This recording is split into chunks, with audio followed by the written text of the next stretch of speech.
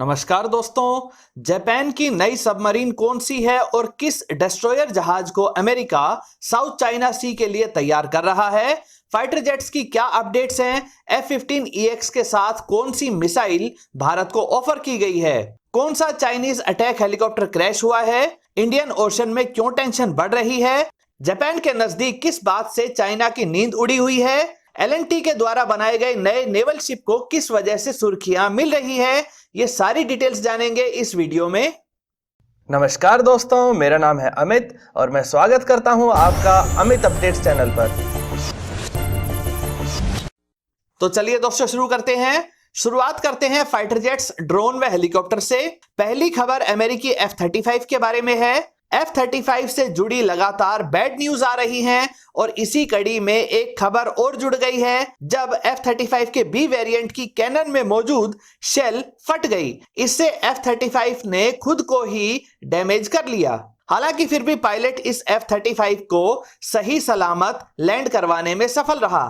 Fighter jets की ही बात करें तो 3 और राफेल इसी महीने आ रहे हैं, जबकि कुल मिलाकर 9 और राफेल अप्रैल के महीने में भारत आ जाएंगे। इनसे अंबाला वाली स्क्वाड्रन पूरी हो जाएगी और राफेल की दूसरी स्क्वाड्रन में भी 5 फाइटर जेट्स हो जाएंगे। F-15EX की बात करें तो अमेरिकी कंपनी बोइंग की तरफ से जो F-15 के EX वेरिएंट को भारत को ऑफर किया गया है, तो इसी ऑफर को और ज्यादा अट्रैक्टिव बनाने के लिए भारत को F-15EX के साथ AIM-260 BVR मिसाइल भी ऑफर की जा रही है। AIM-260 की स्पीड मैक 5 तक है और इसकी रेंज 200 किलोमीटर से भी ज्यादा है।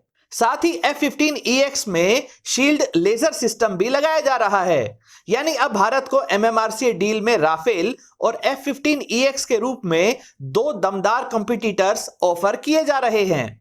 रशियन Su-57 की तरफ से भी अपडेट आई है।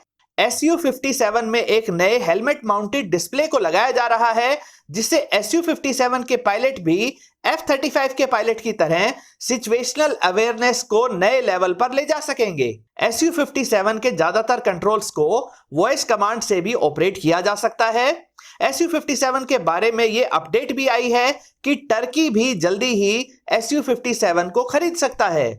चाइना के G-10 अटैक हेलीकॉप्टर की भी एक अपडेट आई है। वैसे तो चाइना अपने फाइटर जेट्स, ड्रोन्स और हेलीकॉप्टर्स की तारीफ करता रहता है और उनकी कमियां या लिमिटेशंस को कभी पब्लिक डोमेन में नहीं आने देता है। लेकिन पिछले दिनों गलती से एक हेलीकॉप्टर क्रैश की तस्वीरें वायरल हो गई, तब जाकर चाइना ने माना कि उसका G-10 attack helicopter routine exercise के दौरान क्रैश हो गया। इसी G-10 अटैक हेलीकॉप्टर को पाकिस्तान खरीदने वाला है, क्योंकि टर्की से जो T-129 अटैक हेलीकॉप्टर की डील हुई थी उसे इंजन की सप्लाई को रोककर अमेरिका ने कैंसिल करवा दिया था। अब बात करते हैं अमेरिका के बेहद महंगे, एडवांस्ड और स्टेल्थी ज़ूमवेल्ट क्लास के डिस्ट्रॉयर शिप्स की।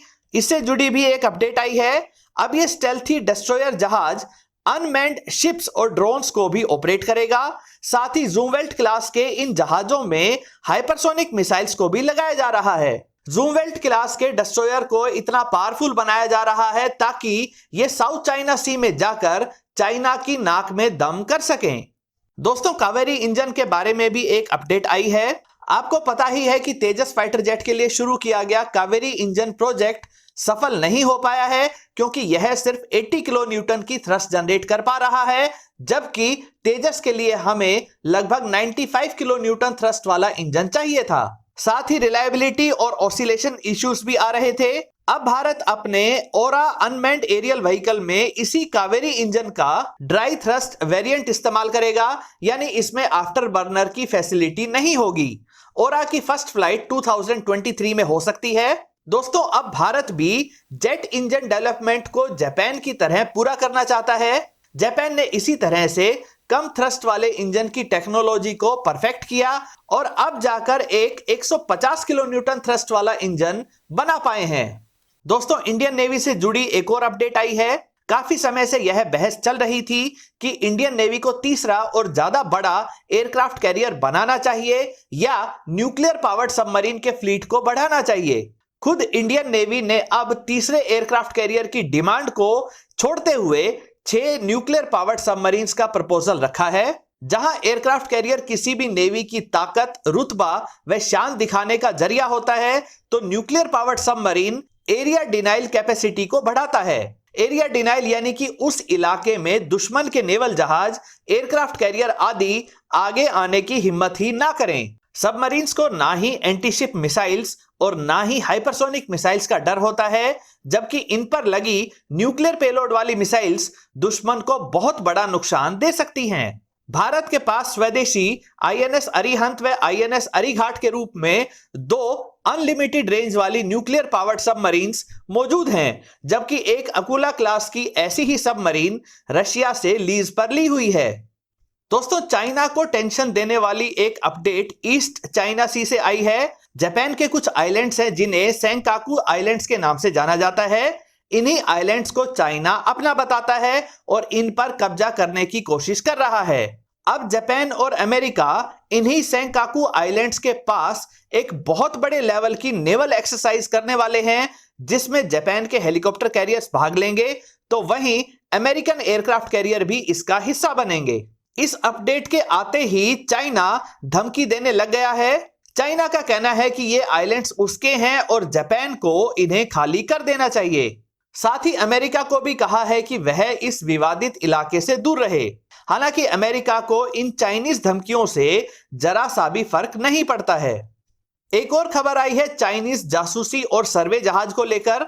चाइनीज नेवी अपने अलग अलग स्पेशलाइज्ड सर्वे जहाजों को बार बार इंडियन ओशन में भेज रहा है। इनमें खास सेंसर्स, पावरफुल सोनार सिस्टम के साथ साथ टोर्ड उपकरण भी लगे हुए हैं। ये सर्वे जहाज इंडियन ओशन की 3D मैपिंग करते हैं ताकि उनकी सबमरीन्स के लिए सबसे उपयुक्त रास्ता तैयार किया जा सके। साथ ही अलग अलग जगहों के पानी का खारापन व टाइडल करंट्स को भी नोट किया जा रहा है। इन जहाजों से ऐसी रोबोटिक छोटी सबमरीन्स छोड़ी जा सकती हैं जो कई महीनों तक निगरानी का काम करती रहती हैं। जगह जगह पानी में अंडर वाटर सेंसर्स या माइंस भी लगाए जा सकते हैं, जिससे इंडियन ओशन में ही इंडियन नेवी के ही जहाजों को परेशानी आ सकती है। हालांकि चाइना ये सब अपने शिपिंग जहाजों के सेफ रूट के नाम पर कर रहा है। दोस्तों, शिपिंग रूट की ही बात करें तो प्रोपल्शन सिस्टम खराब होने के कारण एक 400 मीटर लंबा जहाज स्वेज कैनाल वाटर रूट को रोके हुए है। इसकी वजह से नजदीक के समुद्र में जहाजों की बहुत लंबी लाइन लग गई है। नेवी की ही बात करें तो लार्सन एंड टूब्रो कंपनी ने 6ठे ऑफशोर पेट्रोल वेसल को बनाकर ICGS वज्रा के रूप में इंडियन कोस्ट गार्ड को सौंप दिया है।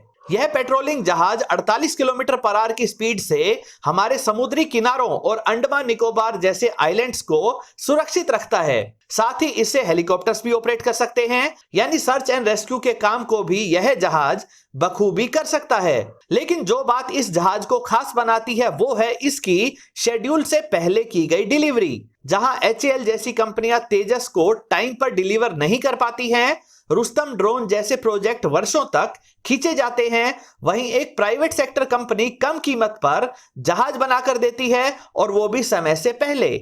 जबकि कोविड-19 के तहत कई सारी पाबंदियों को भी इसे झेलना पड़ा है। दोस्तों, अगर काम करने का यही तरीका बाकी कंपनियां भी अपना लें तो भारत बहुत जल्दी एक सुपर पावर बन सकता है।